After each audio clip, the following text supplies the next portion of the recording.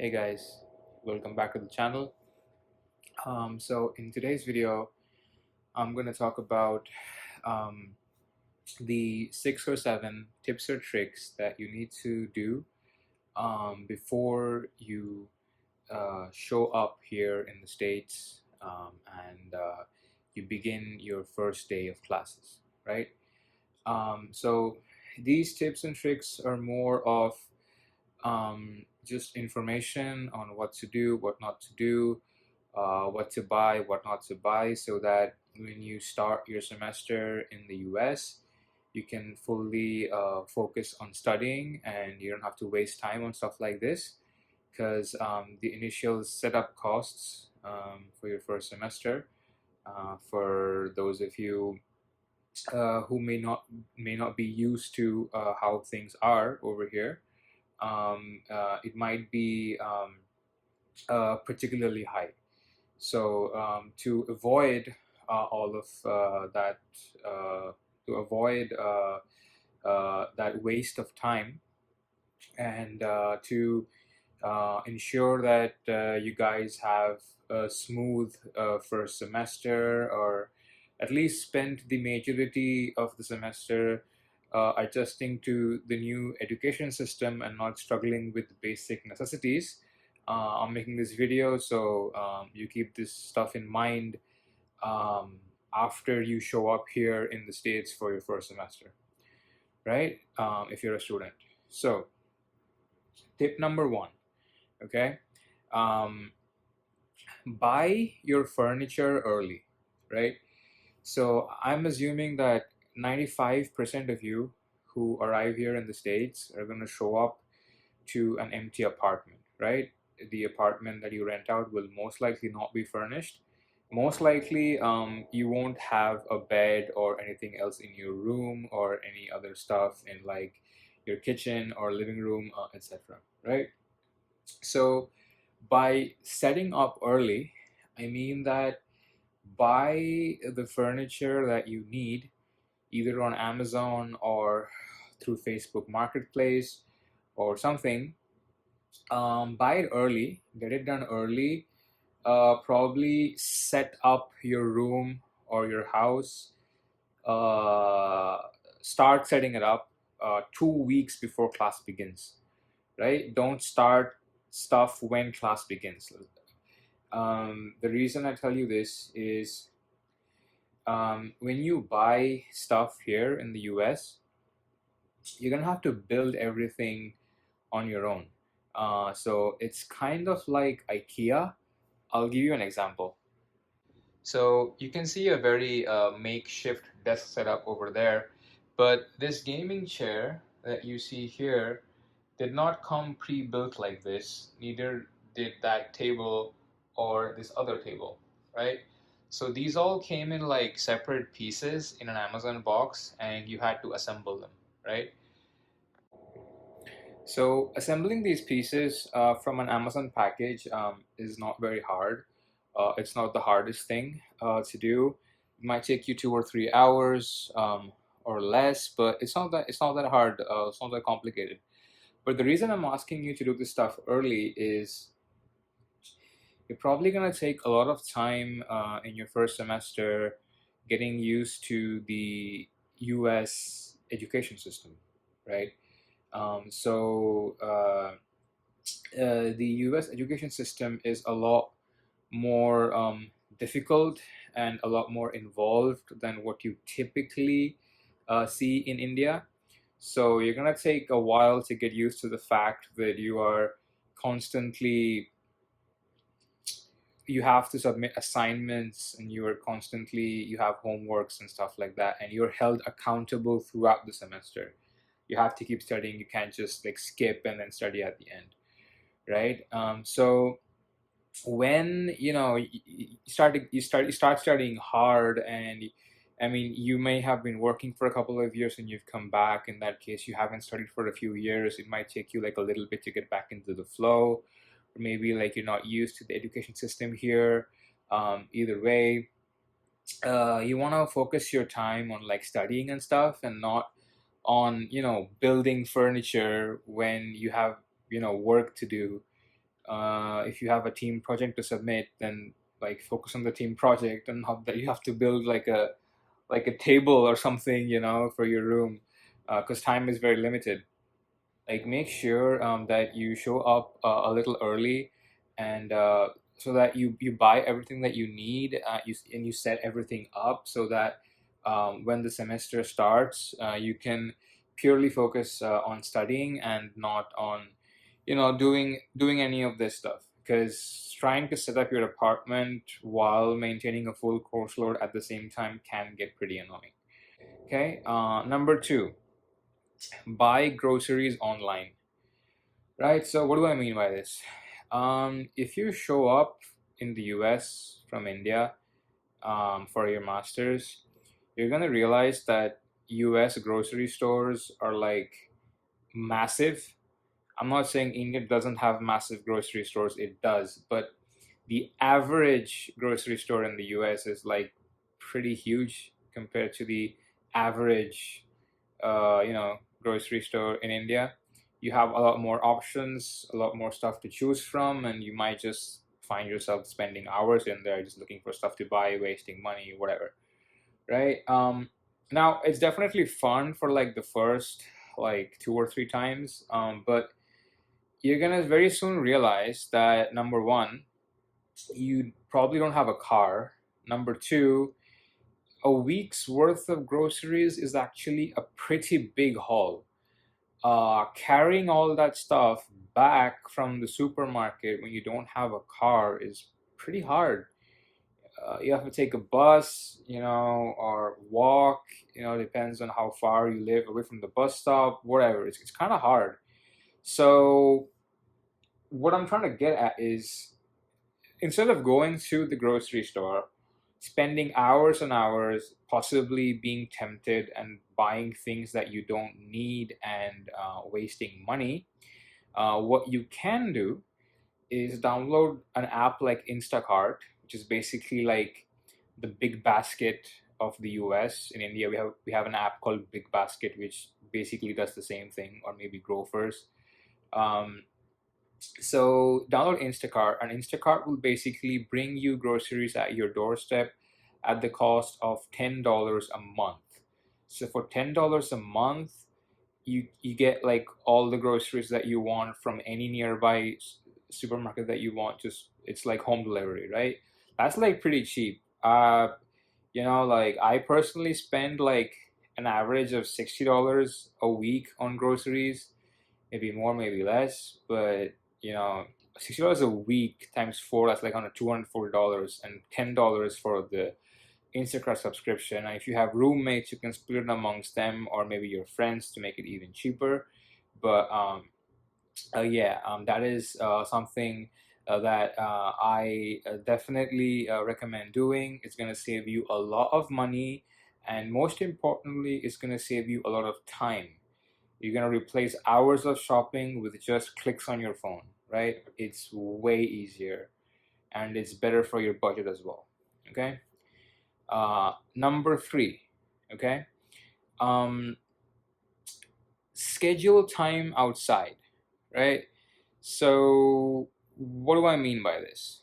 Um, so, if you're a master's student, and especially if you're in computer science, you're gonna realize that you're kind of busy, like all the time, kinda.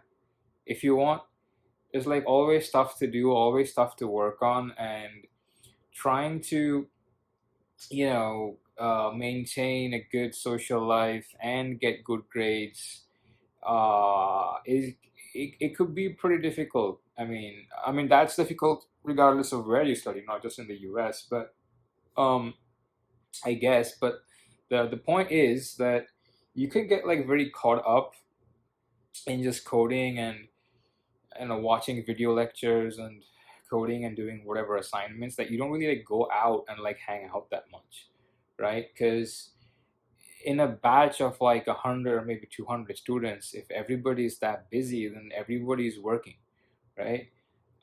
So it's kind of hard to like really like go out like that and like make plans when everybody has like a different schedule and different classes or like whatever.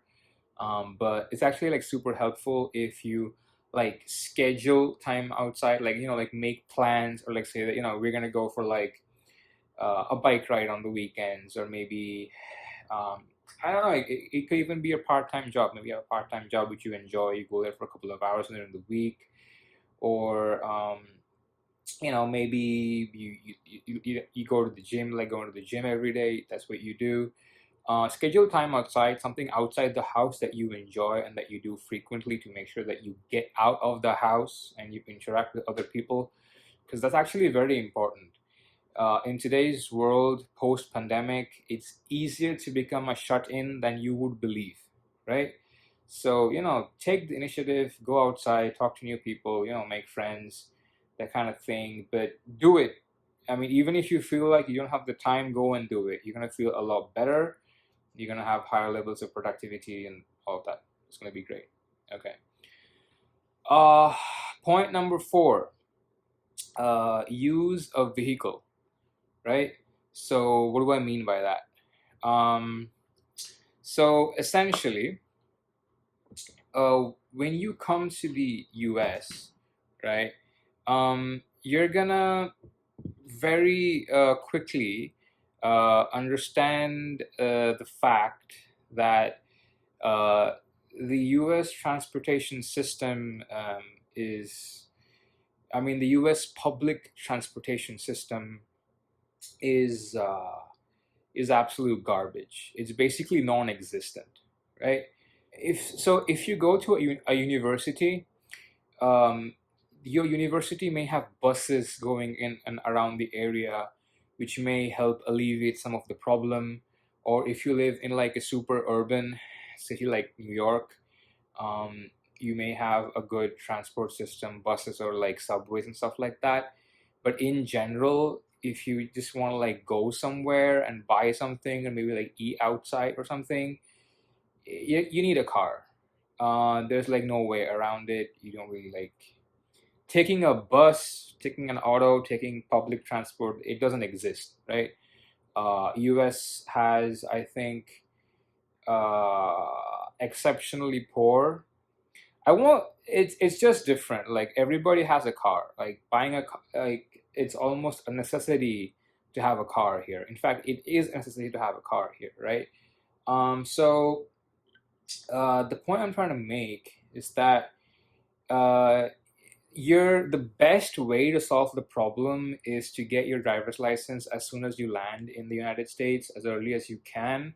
And then if you and some of your roommates or friends have the money, pool some money together and buy a car. That's the easiest way to do it.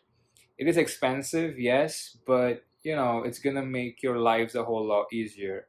Or if you just know someone who has a car, you kind of share it or whatever, right? Get your hands on a car. That's the easiest way to solve the problem, right? Now, if you don't have access to a car, I suggest you buy either a cycle or an electric scooter, or maybe like a skateboard, or like an electric skateboard to help you get to and fro campus quickly and other areas. Keep in mind that electric skateboards and electric scooters will not have a huge range. They'll have a range of like a couple 10-20 miles, not more than that, so you can't really go on like long rides using them. But for short rides it's fine. If you have a cycle, it's I mean it's very close to you know like having a car. I mean, it's just yourself obviously, but you can still get around pretty quickly depending upon where you stay. It's If you have a good cycle, it's pretty easy to get around.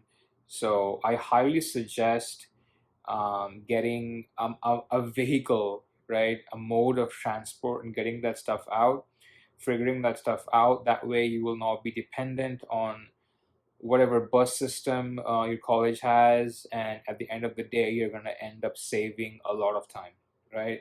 It's just my 2 cents.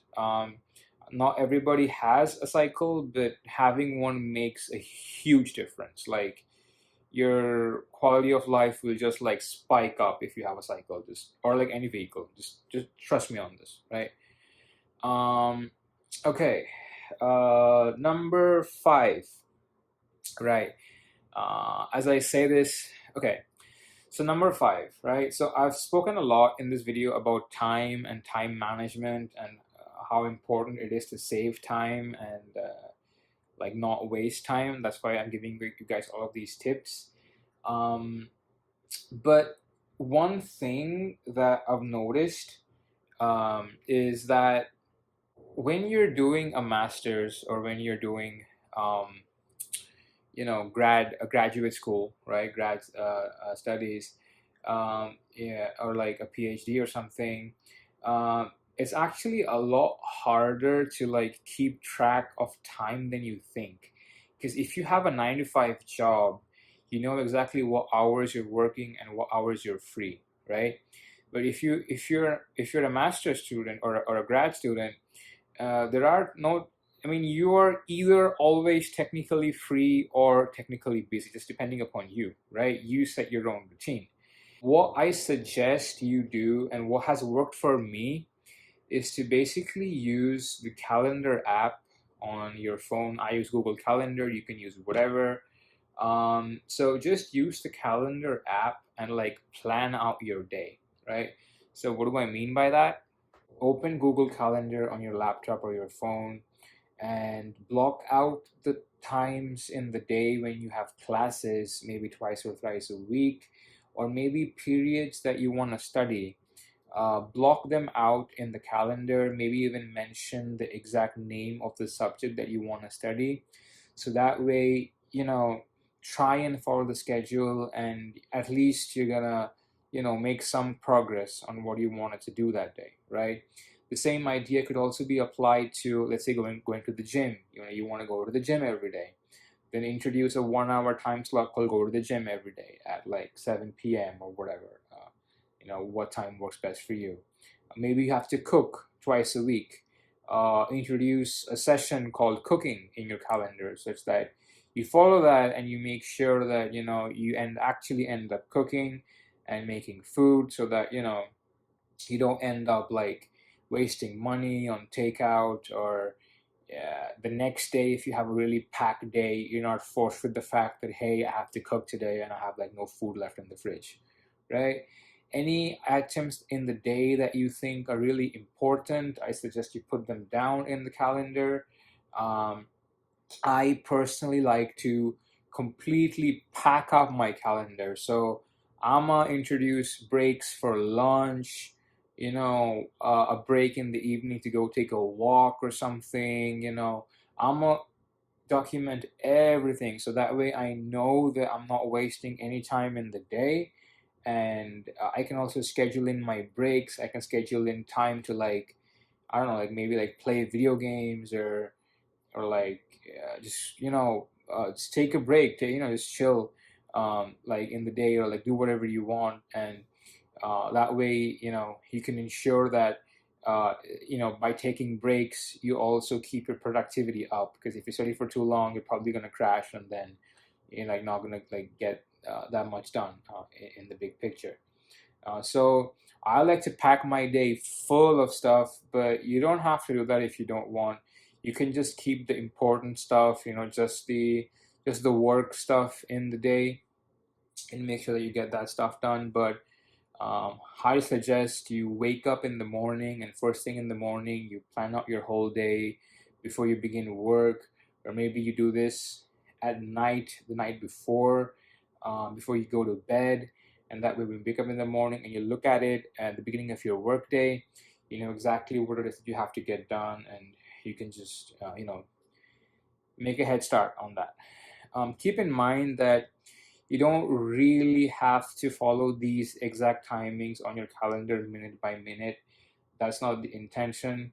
The intention is more so that you wake up and you know what it is that you have to get done in the day, so you can prioritize and work on that, so that you make some progress and at least you start.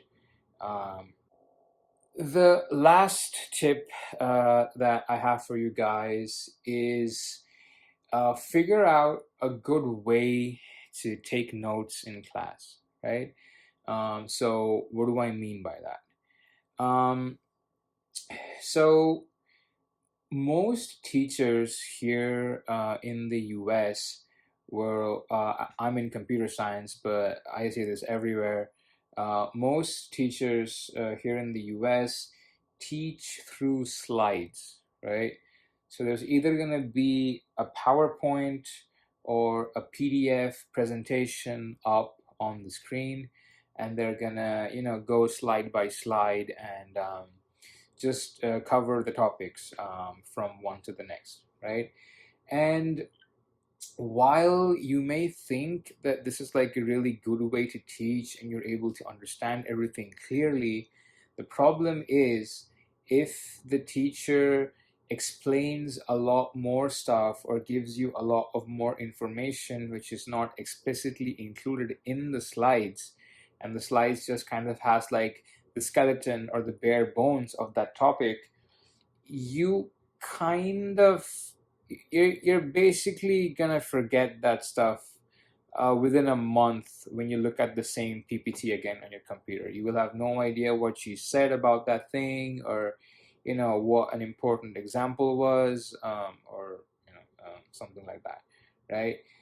So what you want to do is you want to figure out a way to take notes on the slides. So if you like buy a tablet or something and you can write on the tablet with a pen, um, those electronic pens, you could like buy a tablet and then download the PDF and then literally write on the slides as the teacher comments.